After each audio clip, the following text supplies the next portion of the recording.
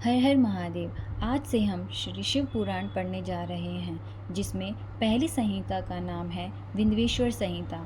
इसमें हम आज पाप नाशक साधनों के विषय में और शिव पुराण का परिचय और महिमा के बारे में जानेंगे।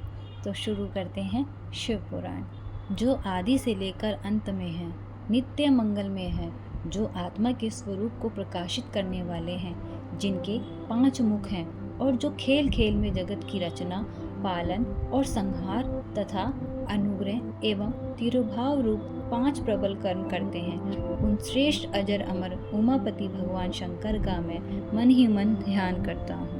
व्यास जी कहते हैं, धर्म का महान क्षेत्र जहाँ गंगा यमुना का संगम है, उस पुण्य में प्रयाग जो ब्रह्मलोक का मार्ग है, वहाँ एक बार महातेजस्वी महाभाग महात्मा मुनियों ने विशाल यज्ञ का आयोजन किया।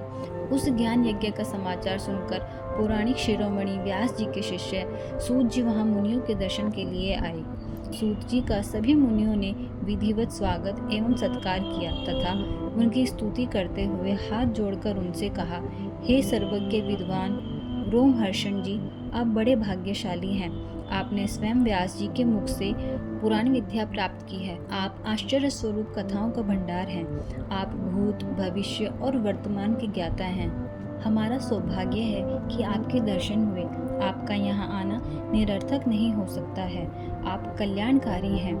उत्तम बुद्धि वाले सूत जी, यदि आपका अनुग्रह हो तो गोपनीय होने पर भी आप शुभ अशुभ तत्व का वर्णन, जिससे हमारी तृप्ति नहीं होती और उसे सुनने की हमारी इच्छा ऐसी ही रहती है, कृपा कर उस विषय का वर्णन करें।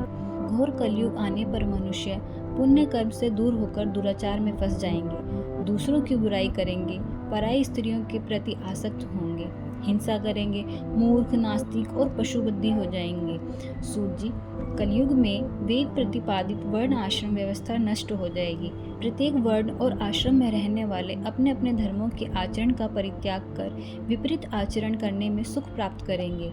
इस सामाजिक वर्ण संकरता से लोगों का पतन होगा, परिवार टूट जाएंगे, समाज बिखर जाएगा, प्राकृतिक आपदाओं से जगह जगह लोगों की मृत्यु होगी, धन का क्षय होगा, स्वार्थ और लोभ की प्रवृत्ति बढ़ जाएगी, ब्राह्मण लोभी हो जाएंगे और वेद बेचकर धन प्राप्त करेंगे, मद से मोहित होकर दूसरों को ठगेंगे, पूजा पाठ नहीं करेंगे और ब्रह्म ज्ञान से शून्य होंगे। क्षत्रिय अपने धर्म को त्याग कर कुसंगी, पापी और व्यभिचारी हो जाएंगे। शौर्य से रहित हो वे शूद्रों जैसा व्यवहार करेंगे और काम के अधीन हो जाएंगे। वैश्य धर्म से विमुख हो संस्कार भ्रष्ट होकर कुमार्गी, धनोपार्जन परायण होकर नाप तोल में ध्यान लगाएंगे। शूद्र अपना धर्म कर्म छोड़कर अच्छी वेशभूषा से सुशोभित हो व्यर्थ घूमेंगे। वे कुटिल और ईर्ष्यालु होकर अपने धर्म के प्रतिकूल हो जाएंगे, कुकर्मी और वाद विवाद करने वाले होंगे। वे स्वयं को कुलीन मारकर सभी धर्मों और वर्णों में विवाह करेंगे। स्त्रियां सदाचार से विमुख हो जाएंगी। वे अपने पति का अपमान करेंगी और सास ससुर से भी लड़ेंगी, मलिन भोजन करेंगी, उनका शील स्वभाव बहुत बुरा होगा।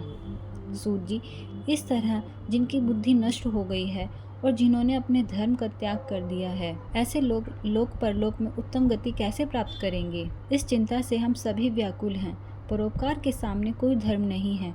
इस धर्म का पालन करने वाला दूसरों को सुखी करता हुआ स्वयं भी प्रसन्नता अनुभव करता है। यह भावना यदि निष्काम हो तो कर्ता का हृदय शुद्ध करते हुए उसे परम गति प्रदान करती है। हे महामुने, आप समस्त सिद्धांतों के ज्ञाता हैं। कृपा कर कोई ऐसा उपाय बताइए जिससे इन सबके पापों का तत्काल नाश हो जाए। व्यास जी कहते हैं, उन श्रेष्ठ मुनियों की यह बात सुनकर सूत जी मन ही मन परम श्रेष्ठ भगवान शंकर का स्मरण करके उनसे इस प्रकार बोले। सूत जी कहते हैं, साधु महात्माओं, आपने बहुत अच्छी बात पूछी है। यह प्रश्न तीनों लोगों का हित करने वाला है। आप लोगों के स्नेहपूर्ण आग्रह पर गुरुदेव व्यास का स्मरण कर मैं समस्त पाप राशियों से उद्धार करने वाले शिव पुराण की अमृत कथा का वर्णन कर रहा हूँ।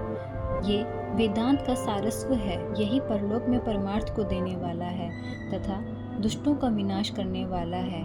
इसमें भगवान शिव के उत्तम यश का वर्णन है।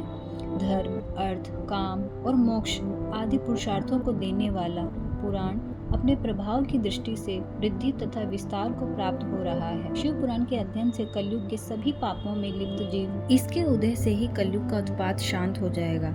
शिव पुराण को वेद तुल्य माना जाएगा। इसका प्रवचन सर्वप्रथम भगवान शिव ने ही किया था। इस पुराण की 12 खंड हैं। ये 12 संहिताएं हैं, जिसमें से पहली विंध्येश्वर संहिता, रुद्र संहिता, विनायक संहिता, उमा संहिता, एकादश रुद्र संहिता, कैलाश संहिता, शतरुद्र संहिता, कोटि रुद्र संहिता, मातृ संहिता, वायवीय संहिता तथा धर्म संहिता है। विंध्येश्वर संहिता में 10,000 श्लोक हैं। रुद्र संहिता, विनायक संहिता, उमा संहिता और मातृ संहिता प्रत्येक में 8-8 हजार श्लोक हैं। एकादश रुद्र संहिता में 13,000, कैलाश संहिता में 6,000, शतरुद्र संहिता में 3,000, कोटि रुद्र संहिता में 9,000, सहस्त्र कोटि रुद्र संहिता में 11,000, वायवीय संहिता में 4,000 तथा धर्म संहिता में 12,000 श्लोक हैं। मूल शिव पुराण में कुल 1,00,000 श्लोक हैं, परंतु व्यास जी ने इसे 24,000 श्लोकों में संक्षिप्त कर दिया है। पुराणों की क्रम संख्या में शिव पुराण का चौथा स्थान है, जिसमें 7 संहिताएं हैं। पूर्व काल में भगवान शिव ने 100 करोड़ श्लोकों का पुराण ग्रंथ ग्रंथित किया था। सृष्टि के आरंभ में निर्मित यह पुराण साहित्य अधिक विस्तृत था। द्वापर युग में द्वैपायन आदि महर्षियों ने पुराण को 18 भागों में विभाजित कर 4,00,000 श्लोकों में इसको संक्षिप्त कर दिया। इसके उपरांत व्यास जी ने 24,000 श्लोकों में इसका प्रतिपादन किया। यह वेद तुल्य पुराण विंध्येश्वर संहिता, शतरुद्र संहिता, कोटि रुद्र संहिता, उमा संहिता, कैलाश संहिता और वायवीय संहिता नामक 7 संहिताओं में विभाजित है। यह 7 संहिताओं वाला शिव पुराण वेद के समान प्रामाणिक तथा उत्तम गति प्रदान करने वाला है। इस निर्मल शिव पुराण की रचना भगवान शिव द्वारा की गई है तथा इसको संक्षेप में संकलित करने का श्रेय व्यास जी को जाता है। शिव पुराण सभी जीवों का कल्याण करने वाला, सभी पापों को नाश करने वाला, को कल्याण प्रदान करने वाला है। यह तुलना रहित है तथा इसमें वेद प्रतिपादित अद्वैत ज्ञान तथा निष्कपट धर्म का प्रतिपादन है। शिव पुराण श्रेष्ठ मंत्र समूहों का संकलन है तथा यही सभी के लिए श्रीधाम की प्राप्ति का साधन है। समस्त पुराणों में सर्वश्रेष्ठ शिव पुराण ईर्ष्या रहित अंतःकरण वाले विद्वानों के लिए जानने की वस्तु है। इसमें परमात्मा का ज्ञान किया गया है।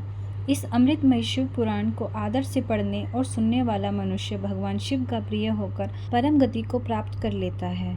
इसी के साथ विंध्येश्वर संहिता का यह अध्याय समाप्त हुआ। कल फिर एक अध्याय के साथ मिलेंगे। हर हर महादेव।